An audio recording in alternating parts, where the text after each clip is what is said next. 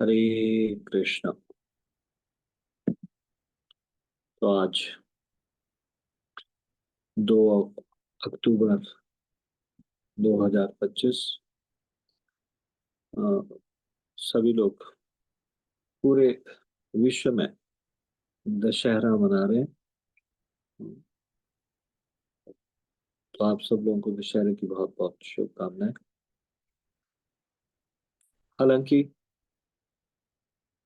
लाखों लोग दशहरा मना रहे हैं, लेकिन बहुत सारे लोगों को दशहरा दशहरा क्यों मनाया जा रहा है ये पता नहीं होता। कलयुग का ये इफेक्ट। और हम देखते हैं कि कई बार हम धार्मिक उत्सव मनाते हैं, लेकिन उसके पीछे क्या भावना होनी चाहिए, कैसे किस प्रकार का हमारी चेतना होनी चाहिए, कैसा हमारा मूड होना चाहिए उस विशेष उत्सव को मनाने का, तो वो हम एकदम से भूल जाते हैं। अभी कुछ ही समय में कार्तिक महीना शुरू होने जा रहा है। दिवाली का उत्सव भी आने वाला है। तो धार्मिक उत्सव एंटरटेनमेंट के लिए ना मना के ये एक अवसर है जो हम जेन्युइनली कल्टीवेट कर सके, विकसित कर सके हृदय में प्रेम भगवान के लिए, जो कि वास्तव में अ, धार्मिक उत्सव का प्रयोजन है। श्रीमद् भागवतम कहते हैं, श्रम एव ही केवलम, कि हम चाहे जो भी कार्य करें, लेकिन अंत में ये परिणाम ना निकले कि हमारे भीतर भगवान की कथा सुनने, उनका नाम जपने, भगवान की सेवा करने, उनसे प्रेम करने के प्रति गहरा आकर्षण जागृत ना हो। अगर हम इस लक्ष्य से चूक गए तो फिर हमने क्या, अपना समय व्यर्थ किया। श्रम एव ही केवलम।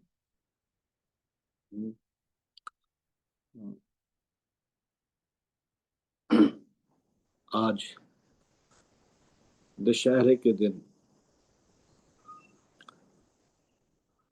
हम लोग श्री रामचंद्र जी को याद करते हैं रावण वध के लिए।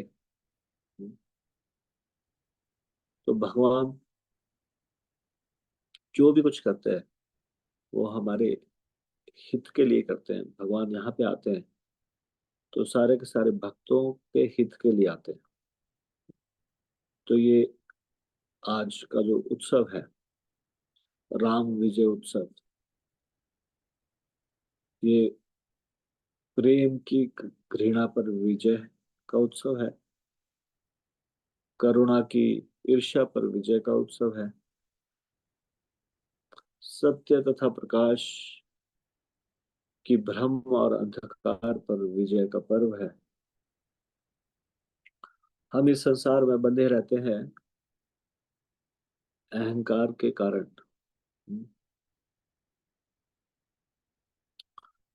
रावण जो पूरे संसार को आतंकित कर रहा था,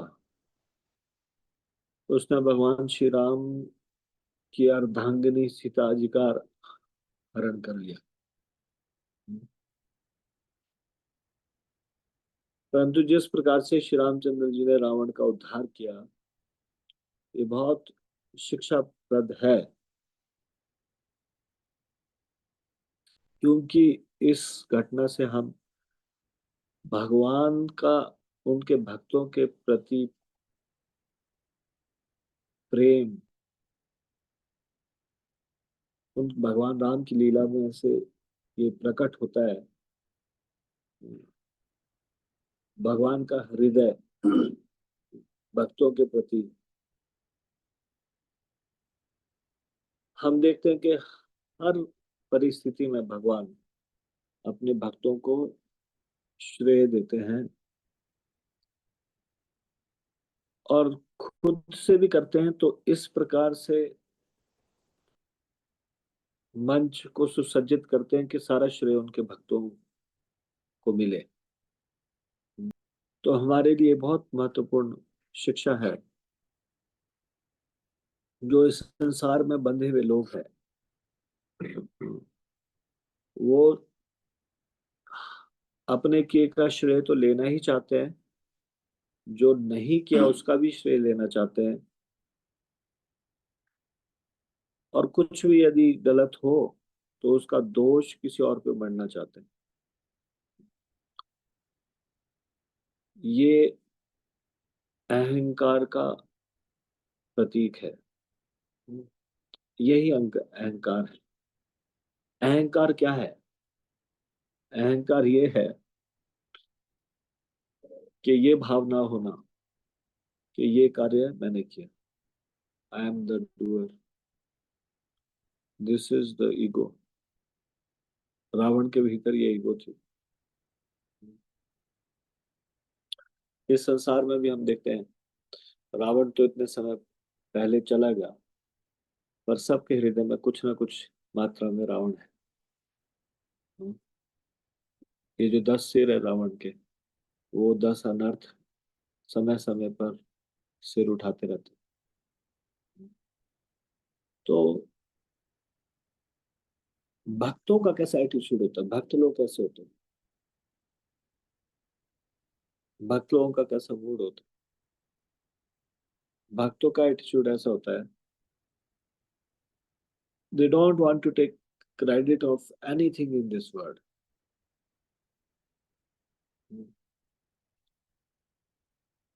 क्योंकि जो भी हम कुछ भी सफलता प्राप्त करते हैं उसमें बहुत सारे लोगों का श्रेय होता है। तब हम किसी कार्य में सफलता प्राप्त कर पाते हैं। केवल हमारे प्रयास से ही हम कोई सफलता प्राप्त नहीं कर पाते।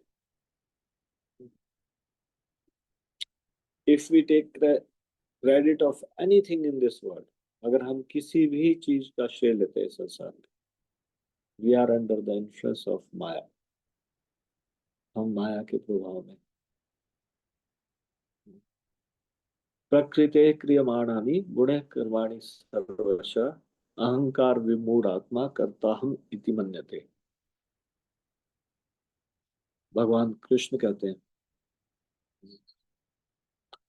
मोहग्रस्त जीव अहंकार के भ्रम में स्वयं को कर्ता समझता है, जबकि इस संसार में जो भी कुछ संपन्न हो रहा है वो भगवान के ये त्रिगुणात्मक प्रकृति के द्वारा संपन्न हो रहा है। और उससे भी ऊपर स्वयं भगवान इस प्रकृति के नियंता है। परंतु इस संसार में जीवात्मा सारे कार्यों का श्रेय लेना चाहता है और दोष भगवान पर डालना चाहता है। श्रेय तो लेना चाहता है लेकिन दोष किसी और पर डालना चाहता है, और अगर और कोई नहीं मिलता तो भगवान। लेकिन फिर हम भगवान को देखते हैं, श्री रामचंद्र जी को, कि वो दूसरों को श्रेय देने के लिए हमेशा तत्पर रहते हैं। उनको समर्थ बनाते हैं और फिर उनसे सहायता लेते हैं। रामचंद्र जी के जीवन में हम देखते हैं, भगवान की ही कृपा से वो कर पाते हैं। भगवान उनको समर्थ बनाते हैं और फिर उनसे सहायता लेते हैं और इस तरह से उनको श्रेय देते हैं। रामचंद्र जी जब रावण सीता का अपहरण कर लेता है तो वो, हालांकि भगवान सर्वज्ञ है, सब कुछ जानते हैं, प्रत्येक अणु के बीच में उपस्थित है, प्रत्येक के हृदय में अंतर्यामी भगवान के रूप में उपस्थित है। फिर भी वो पूछते हैं सीता कहाँ है, सीता कहाँ है। किष्किंधा क्षेत्र में जाते हैं, सुग्रीव से मित्रता करते हैं, अंगद, हनुमान, जामवान, इन सब की सहायता लेते हैं सीता की खोज के लिए। इस प्रकार से उनका उद्धार करते हैं। हालांकि रामचंद्र जी के लिए कोई बड़ी बात नहीं है, लेकिन भगवान की सेवा में इन सबको लगाते हैं। भगवान की सेवा में लगने से हम प्योरीफाई होते हैं। जब हम भगवान के लिए कुछ कार्य करते हैं, भगवान की सेवा करते हैं, भगवान की सहायता करते हैं, तो इसलिए उसमें वास्तव में हमारी सहायता होती है। हम अपनी सहायता कर रहे हैं अपने को इस संसार के बंधन से मुक्त करने के लिए, भगवत धाम जाने के लिए। क्या भगवान को हमारी सहायता की आवश्यकता है? हाँ। ये जो वानर श्री रामचंद्र जी की सहायता करते हैं, तो ये वानरों में जितना भी बल है, वानर सैनिकों में, या देखने की शक्ति, सुनने की शक्ति, सोचने की शक्ति, या फिर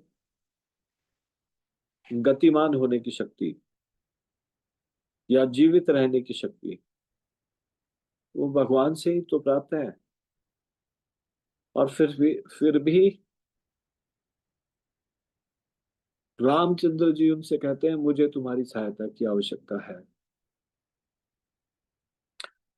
क्योंकि भगवान रसराज है, सारे रसों का आनंद उठाना चाहते हैं, और प्रेम पूर्ण संबंधों का में वे आनंद लेते हैं। भगवान भक्त को श्रेय देते हैं, और भक्त सारा श्रेय भगवान को देते हैं। ये भगवान की विशेषता है, भक्तों को श्रेय देना, और भक्तों की विशेषता है भगवान को श्रेय देना।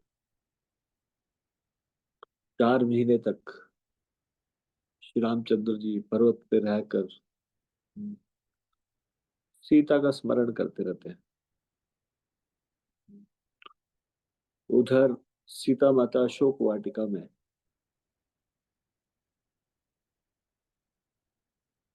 लंका में ऐसे प्रतीत होती है जैसे वो बंधन में है तो वो भगवान की शक्ति, स्वरूप शक्ति, कोई उनको बांध नहीं सकता। सारे के सारे वानर सर्वत्र खोज करते रहते हैं, राम प्रतीक्षा करते रहते हैं। और फिर उसके बाद हनुमान जी को श्रेय देते हैं। हनुमान जी एक छलांग में 800 मील सागर लांग के लंका में पहुंच जाते हैं, और फिर अपनी सेवा को पूरा करने के बाद एक छलांग में वापस लौट के आ जाते हैं।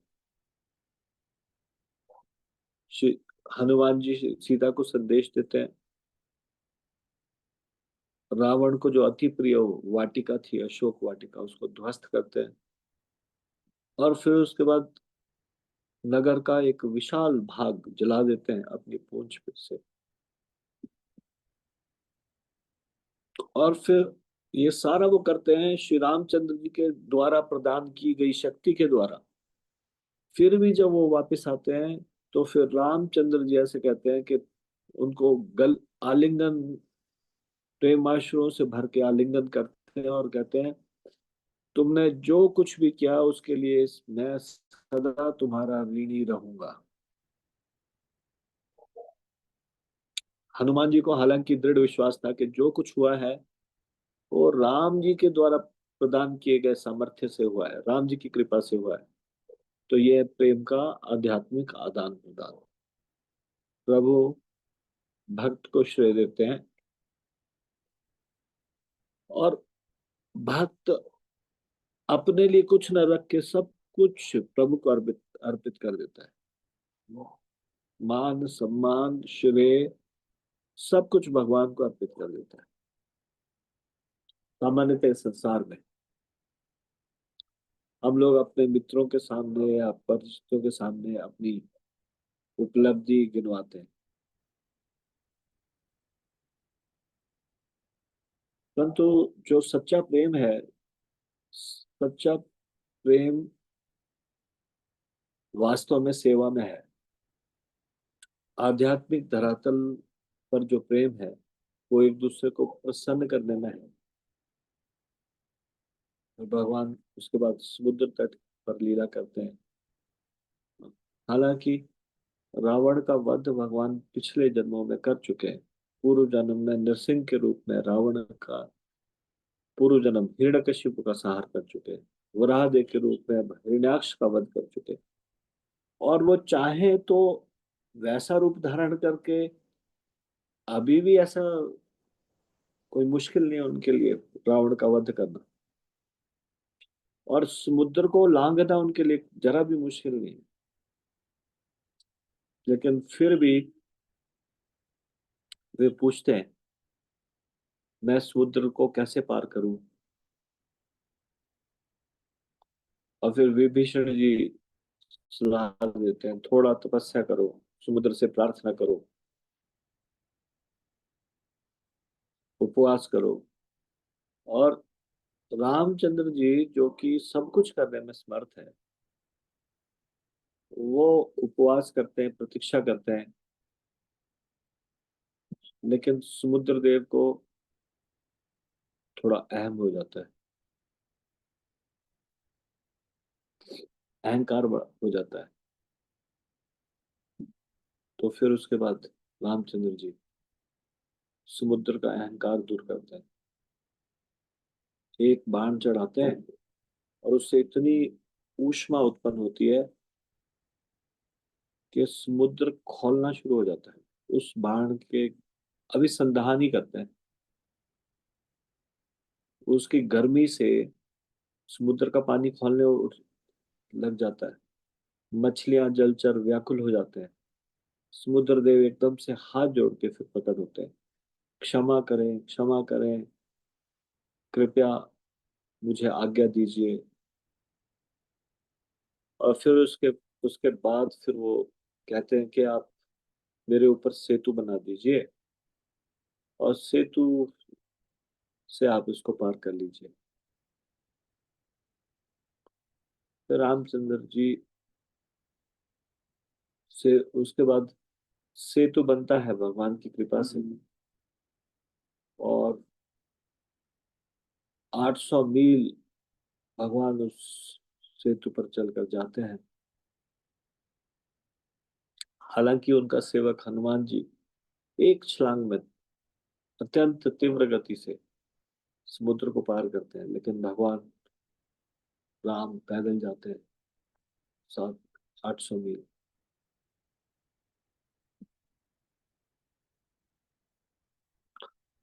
और फिर जब लंका पहुंचते हैं तो एक महान युद्ध होता है, जिसमें हम देखते हैं कि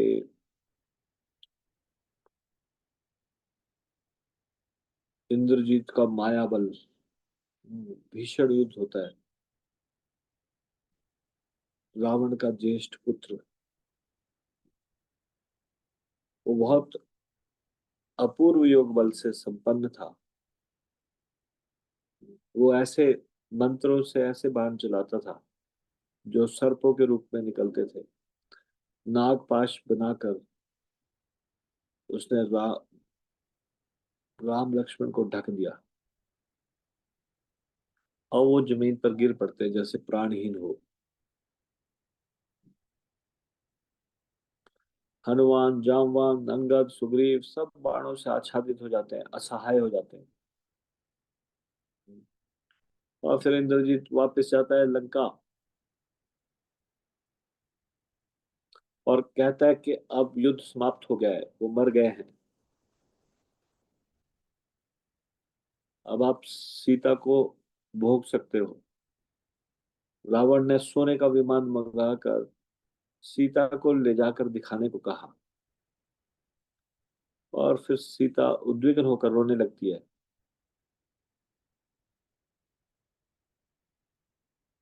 लेकिन वहां पे एक राक्षसी होती है, वो सीता को बताती है कि वो मरे नहीं है, ये केवल एक माया का आवरण है।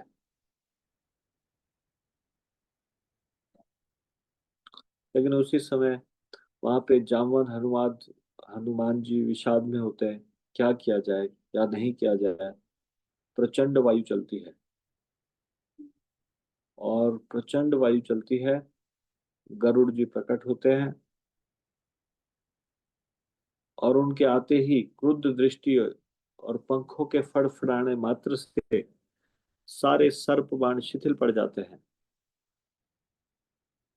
गरुड़ जी जो भगवान का वाहन है, भगवान के ही बल से गरुड़ जी का बल है, उनके वहां पहुंचने से और उनके पंखों को फड़फड़ाने से सारे बंधन कट जाते हैं, राम लक्ष्मण मुक्त हो जाते हैं। फिर गरुड़ जी कहते हैं कि इंद्रजीत ने कर कद्रु के पुत्रों सर्पों को मंत्र बल से बुलाया था, पर वो मेरे मुझसे भयभीत है, मेरी उपस्थिति से ही भाग गए। हम्म। अब उसके बाद वो विनम्रता पूर्वक गरुड़ जी कहते हैं कि मेरी सेवा स्वीकार करने के लिए धन्यवाद, क्योंकि वास्तव में तो भगवान समर्थ थे खुद भी उन सर्पों के पास से बाहर आने के लिए, लेकिन वो श्रेय देना चाहते थे गरुड़ जी को। तो बोलते हैं कि अब मैं आकाश में ऊपर जाकर आपका विजय युद्ध देखूंगा, रावण विजय युद्ध देखूंगा। तो सेवक का यही भाव होता है, निरहंकार शुद्ध प्रेम की सेवा। भगवान कृष्ण ने अर्जुन के लिए सारथी बनकर गरुड़ की भांति सेवा की, भक्त के आदेश ग्रहण किए।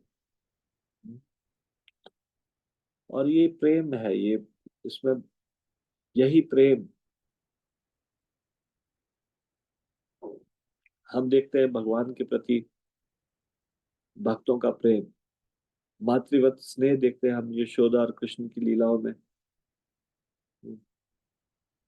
भगवान शिशुवत माता के प्रति शिशुवत आश्रित हो जाते हैं, हालांकि भगवान कृष्ण सर्व कारण कारण है,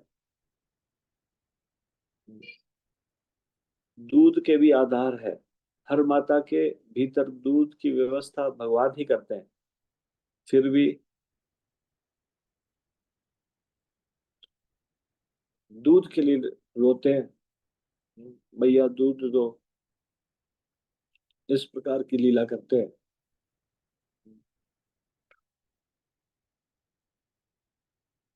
तो मुक्ति से भी ऊंचा है भक्त और भगवान का जो ये आनंदमय प्रेम संबंध है, इसको तर्क बुद्धि से नहीं समझा जा सकता।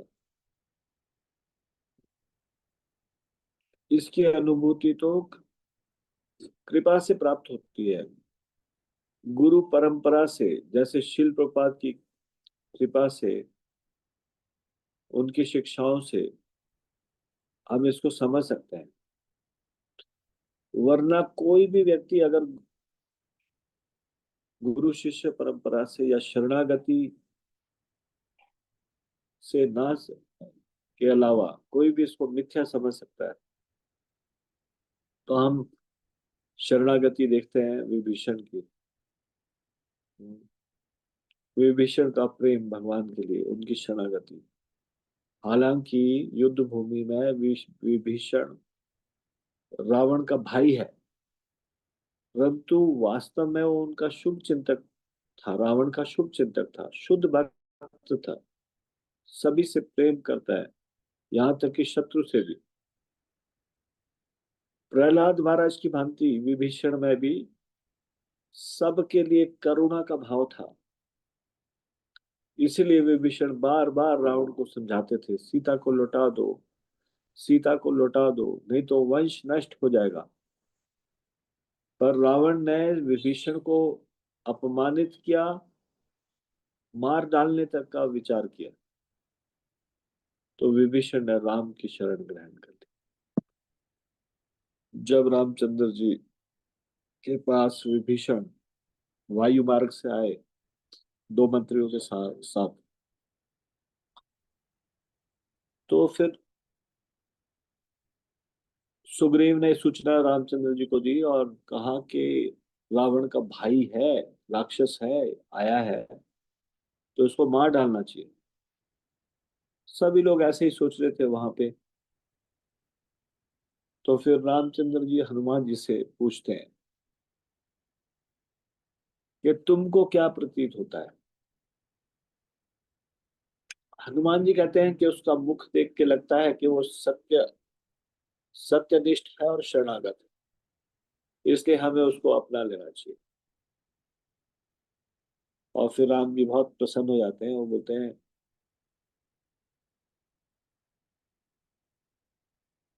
तुम्हारा कथन मुझे बहुत प्रिय है।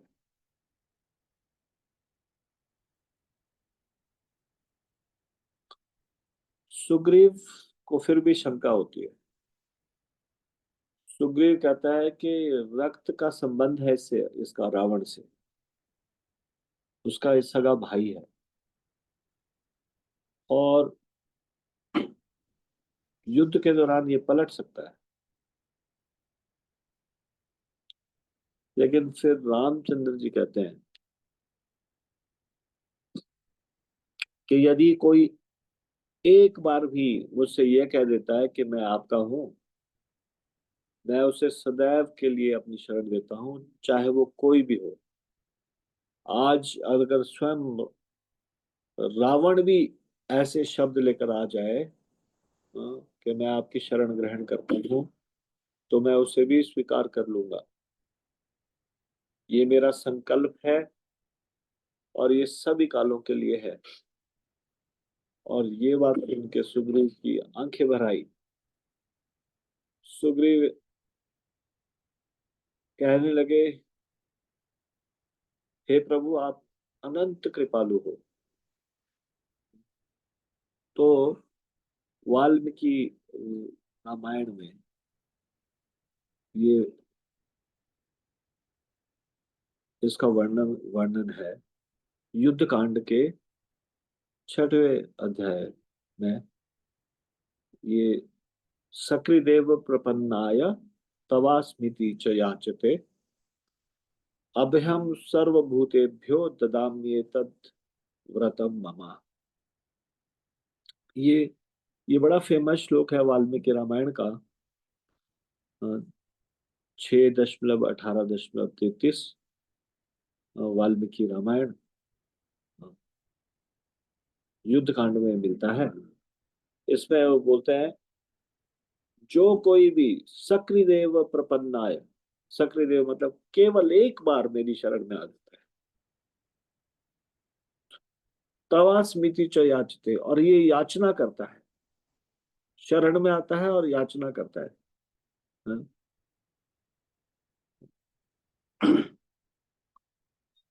कि मैं आपका हूं,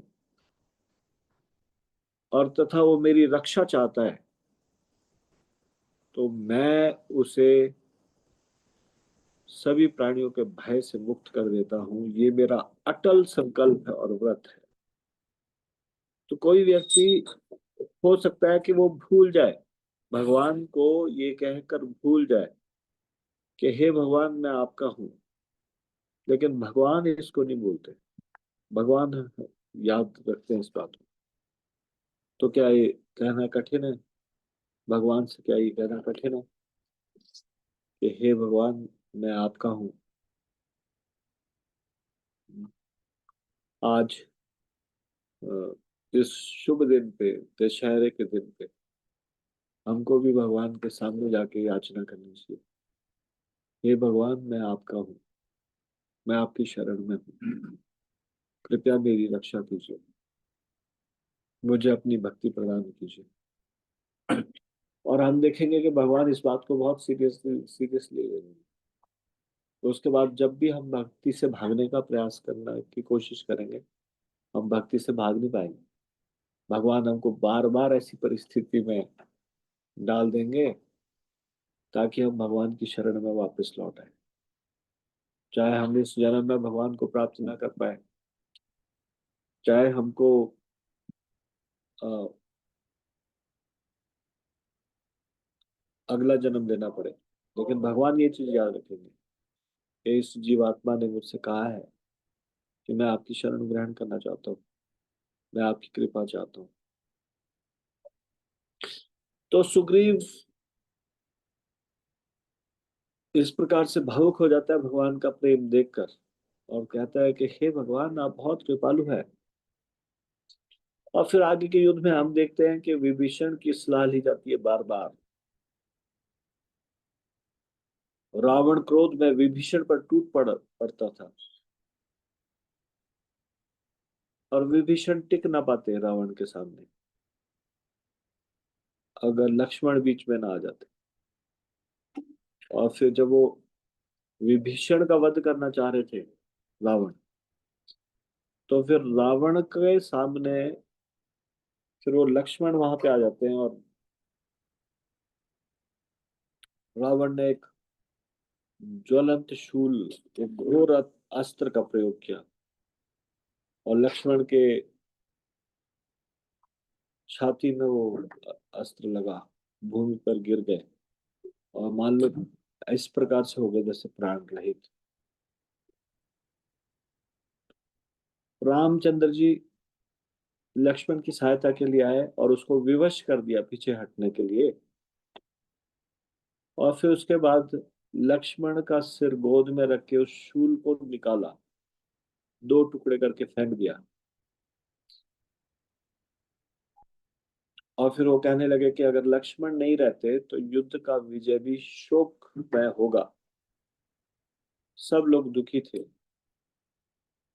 भगवान के लिए ये कठिन नहीं, वो तो एक क्षण में उसको ठीक कर सकते थे उस घाव को, लेकिन वो श्रेय देना चाहते थे अपने भक्तों को। तभी सुषेण वैद्य आते हैं, और फिर वो बोलते हैं कि द्रोणाचल पर्वत पर, हिमालय के द्रोणाचल पर्वत पर संजीवनी औषधि है। अगर कोई सूर्योदय से पहले आ जाए संजीवनी औषधि को लेकर, तो इनका जीवन बच सकता है, अन्यथा कठिन है। और फिर हनुमान जी कहते हैं कि मैं ये कार्य करूंगा, मैं अभी जाऊंगा और संजीवनी लेकर आऊंगा, और सूर्य को उदय नहीं होने दूंगा। यदि समय कम पड़ा तो मैं सूर्य को ही निकल निकल जाऊंगा, उदय नहीं होने दूंगा। और हनुमान जी का तो बचपन का एक्सपीरियंस है सूर्यदेव को निकलने का, तो इसलिए उनके लिए तो कठिन नहीं है। लंका से उन्होंने छलांग लगाई, हिमालय पहुंच गए छलांग लगा कर, लेकिन वहां इतनी सारी औषधियां देखकर उलझन में पड़ गए, और सोचने लगे अगर मैं कोई गलत जड़ी बूटी ले गया, और फिर समय की कमी हो गई वापस आने में, तो फिर बहुत मुश्किल हो जाएगी। इतना अटल संकल्प हनुमान जी का, शून्य अहंकार, इतना निष्काम भाव की सेवा, उन्होंने पूरा पर्वत उखाड़ दिया।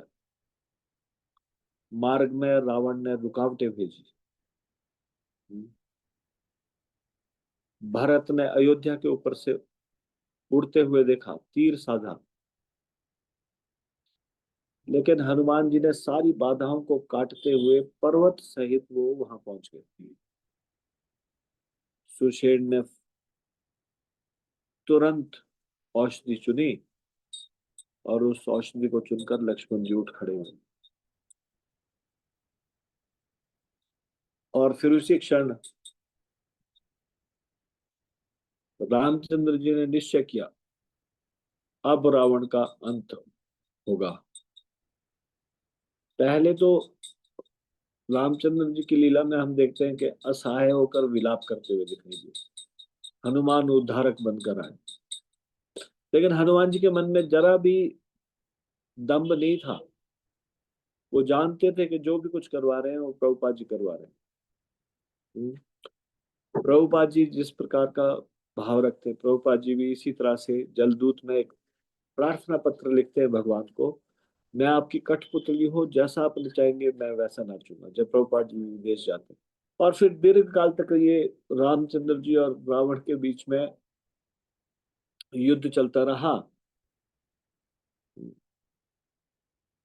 अस्त्र शस्त्र आकाश में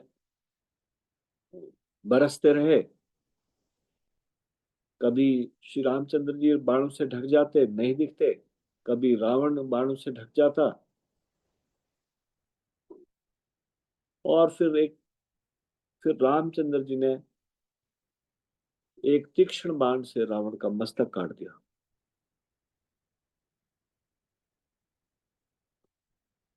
सिर भूमि पर गिरा, लेकिन फिर नया सिर उत्पन्न हो गया, बिल्कुल वैसा ही। देखते ही देखते भगवान उसके सिरों को काटते रहते और नए सिर पैदा होते रहते।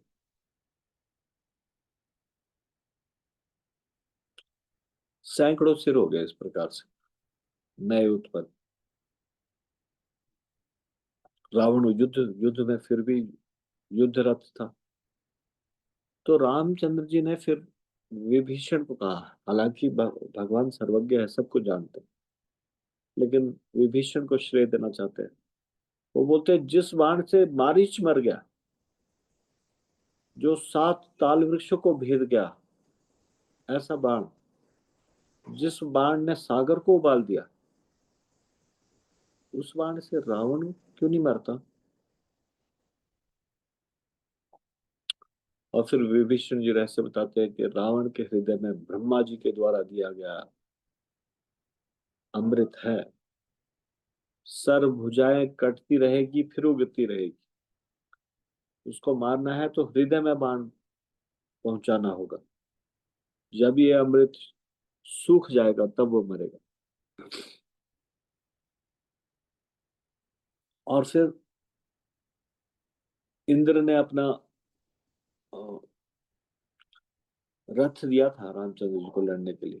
तो इंद्र का सारथी मातली स्मरण करवा रहा है भगवान को, आपके पास ब्रह्मास्त्र है, अगस्त्य ऋषि ने आपको दिया था, और आपके पास आदित्य हृदय मंत्र भी है।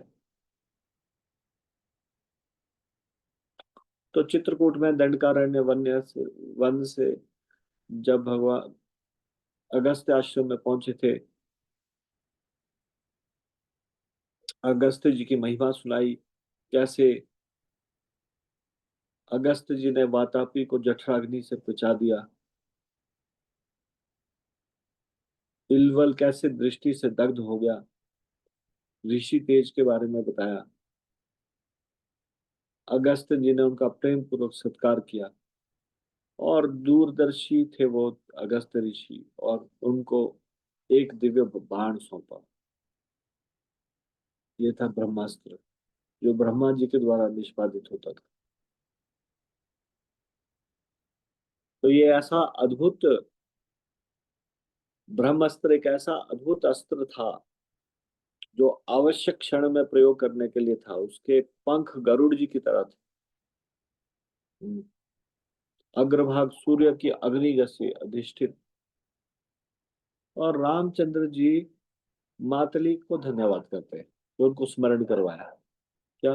ब्रह्मास्त्र तरकश से निकाला, चढ़ाया, सारा जगत एकदम प्रकाशमय हो गया, प्रचंड नाद हुआ, बाण सीधा लक्ष्य पर गया, रावण के वक्ष में, हृदय में अमृत सूख गया। और जैसे ही ऐसा हुआ, रावण ने रक्त उगला मुंह से, भयावह चीख से धरती आकाश कांप उठे, और वो रथ से भूमि पर जा गिरा। तो रावण इतनी आसानी से नहीं मरता। रावण के बार बार सिर उत्पन्न हो जाते हैं, अंग प्रत्यंग काट देने पर भी दोबारा से उत्पन्न हो जाते हैं। ये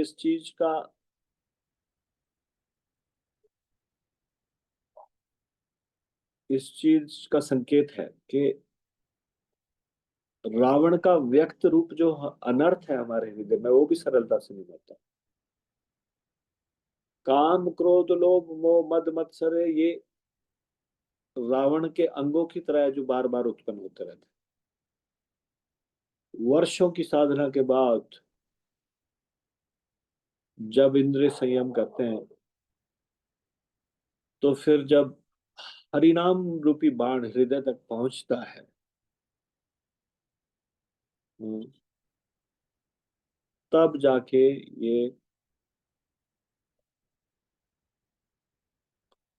रावण के सिर को काटता है। और फिर रावण, तब जाके जब ये हृदय में पहुंचता है ये बाण, तब जो अनर्थों के लिए अमृत है, ये सारे अनर्थ सूख जाते, ये सब अनर्थों का नष्ट कर देता है। और फिर किस प्रकार से ये नाम हमारे हृदय में प्रवेश करेगा? ये नाम हमारे हृदय में प्रवेश करेगा जब हम तृणादपि सुनीचेन तरोरपि सहिष्णुना अमानिना मान देना कीर्तनीय सदा। इस प्रकार से विनम्र, अत्यंत विनम्र होके, सहनशील होके, सम्मान को त्याग कर, दूसरों को सम्मान देने की मन स्थिति में होके ये नाम जपा जाएगा, तब ये हृदय में प्रवेश करेगा और अनर्थों के मूल को नष्ट कर देगा। और फिर उस प्रकार से फिर रावण जब मर जाता है, तो सारे वानर प्रसन्न हो जाते हैं, आनंद से नृत्य करने लगते हैं। और मंदोदरी इत्यादि रावण के परिजन शोक करने लगते हैं, राक्षस विलाप करने लगते हैं। ये संसार का नियम है, किसी की प्रसन्नता की किसी का शोक बन जाती है। और विभीषण उस रक्त रंजित देह के पास घुटनों पर बैठकर फफक फफक के रोता है। और फिर वो कहते हैं कि किस मैं जीवन भर तुम आपका हितैषी था, परंतु आपने मेरी एक न मानी। आप काम के वशीभूत हो गए और आपके पास कितना ऐश्वर्य था, लेकिन अब सब नष्ट हो गया। और इस प्रकार से विभीषण दुख प्रकट करता है। तो रामचंद्र जी विभीषण को अंत्येष्टि कर्म करके उसकी आत्मा को शांति पहुंचाने के लिए अंत्येष्टि कर्म करने का वो आदेश देते हैं। हालांकि विभीषण को यह कार्य कठिन लग रहा था कि जिसने सीता माता का अपहरण किया, इतने अत्याचार किए, और फिर रामचंद्र जी उनको कहते हैं कि ये सारे दोष जो थे वो तो देह में और मन में थे, आत्मा उससे पृथक है। तुम प्रेम से उसको क्षमा कर दो और विदा दो।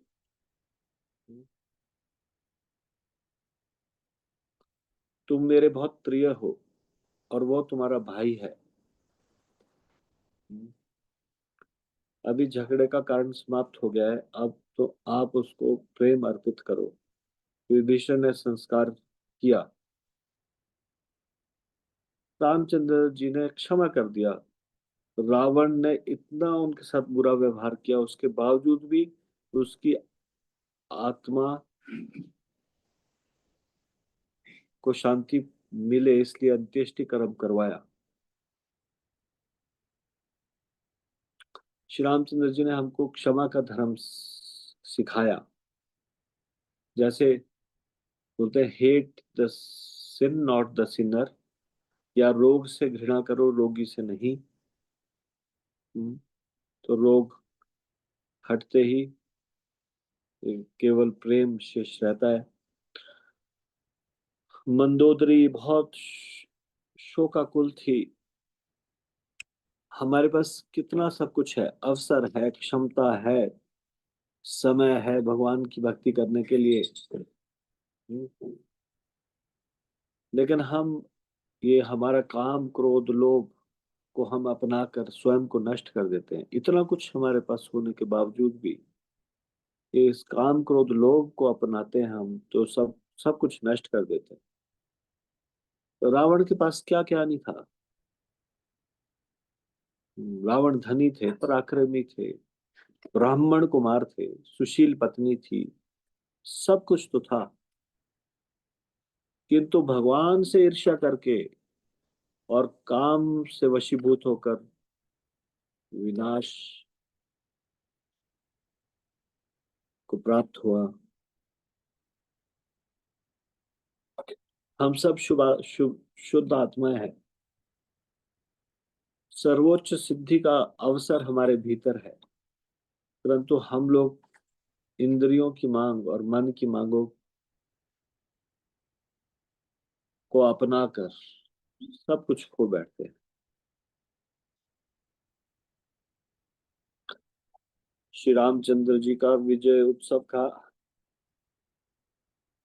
अर्थ ये है, दशहरे के विजय उत्सव का अर्थ ये है कि अपने भीतर के रावण पर विजय का संकल्प। हम सब के भीतर रावण बैठा है, ये रावण के ऊपर विजय को हमको प्राप्त करना है।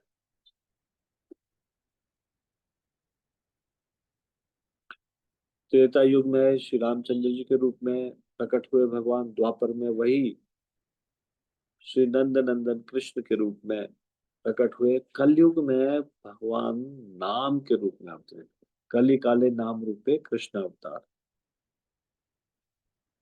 यदि आचार्यों द्वारा सिखाई गई सेवा भावना के साथ, बिना स्वार्थ के, नम्रता के साथ, निष्काम होकर अगर हम हरि नाम का जप करेंगे और सेवा करेंगे,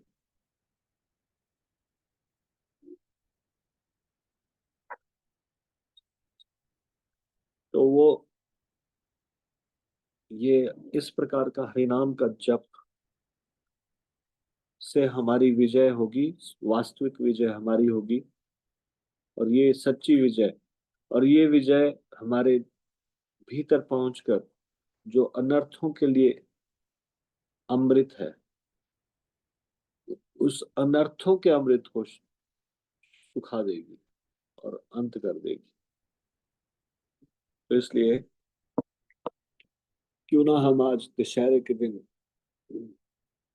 पूरी तरह से शरणागति होने का संकल्प लें, नाम के प्रति पूरी तरह से समर्पित होने के लिए, भगवान से जो अभिन्न है उसके लिए समर्पित होने का संकल्प लें। भगवान श्री रामचंद्र जी से क्षमा याचना करें और उनसे उनकी कृपा की याचना करें। और क्यों ना हम इस शुभ अवसर पर हरि नाम का का सहारा लें और हरि नाम को समर्पित हो जाए। हरे कृष्णा, हरे कृष्णा, कृष्णा कृष्णा, हरे हरे, हरे राम, राम राम, हरे हरे। तो आज की चर्चा में से यदि आपका कोई प्रश्न है तो कृपया हाथ लगाइए। आज हम यहीं पे विराम। किसी का कोई प्रश्न है? Please raise your hand. Litika Sharma.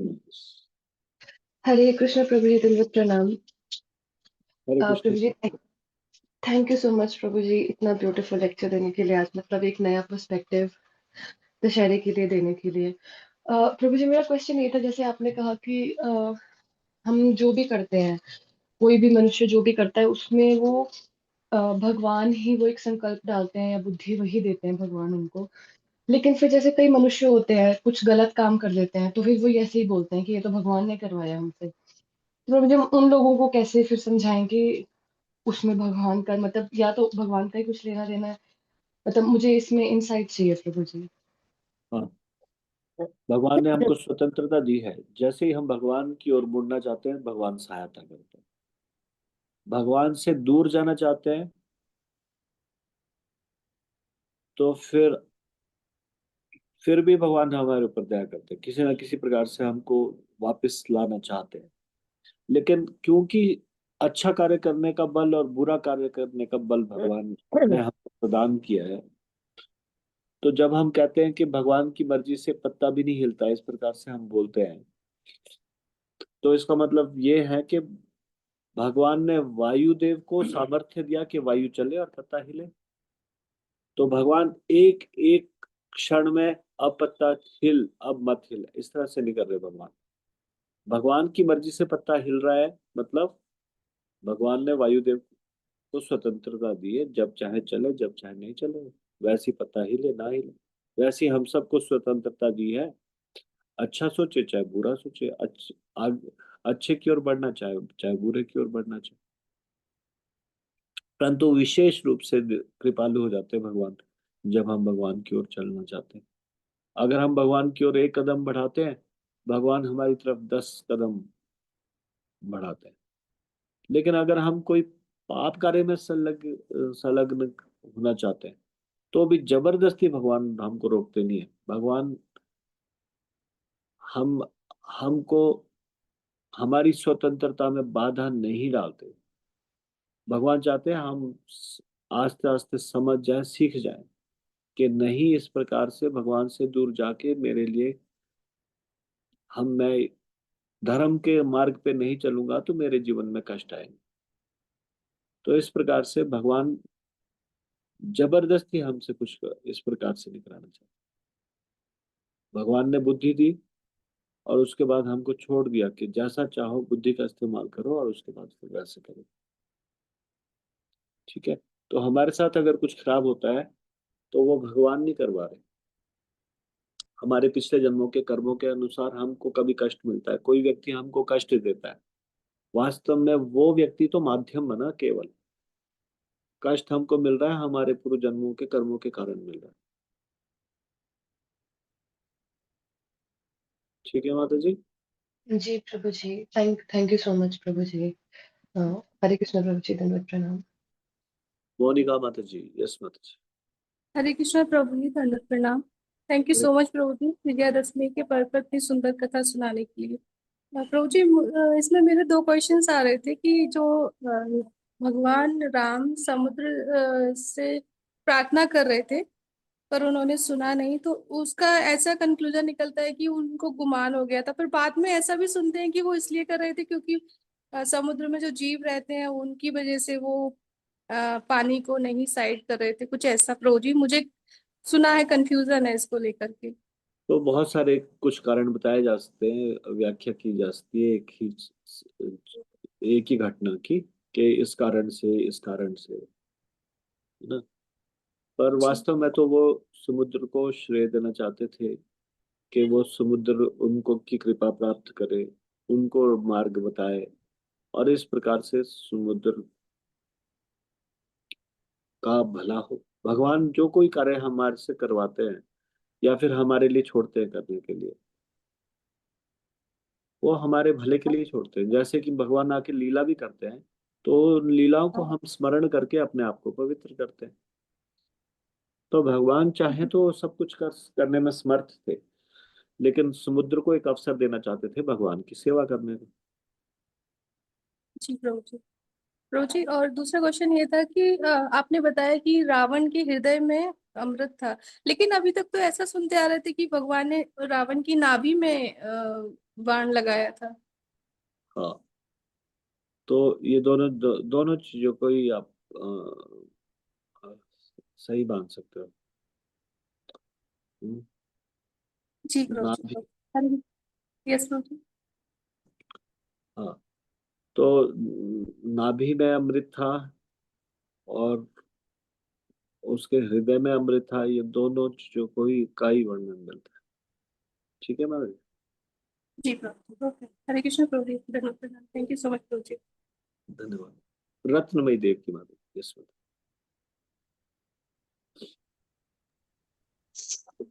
हरे कृष्णा प्रभु, दंड प्रणाम।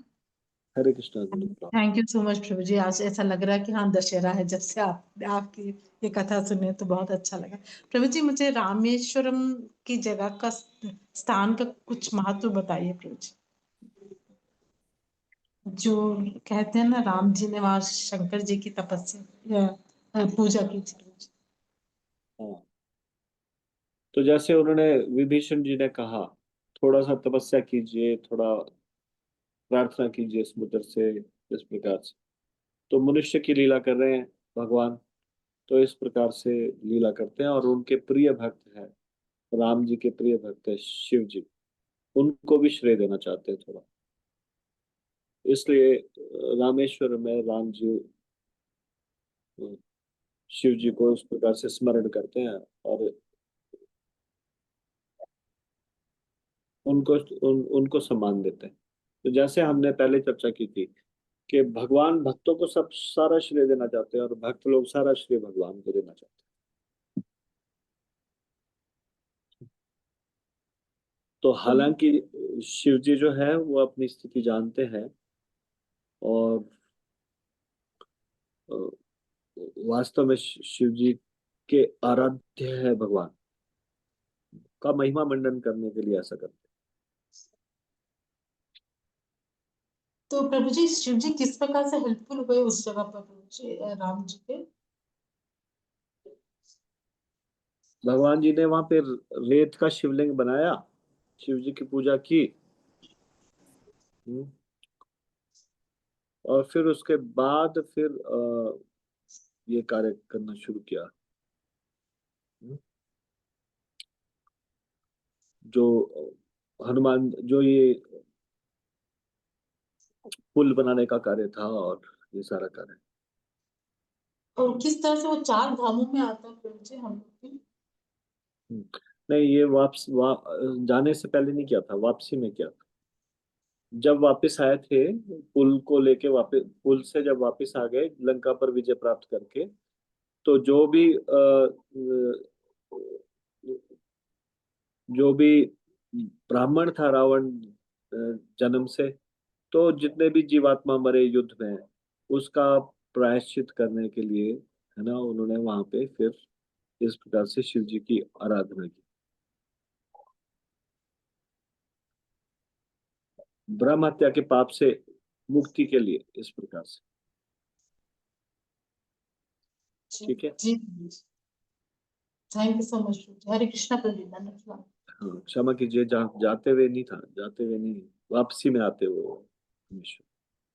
जी थैंक यू सो मच प्रभु जी। हरे कृष्णा।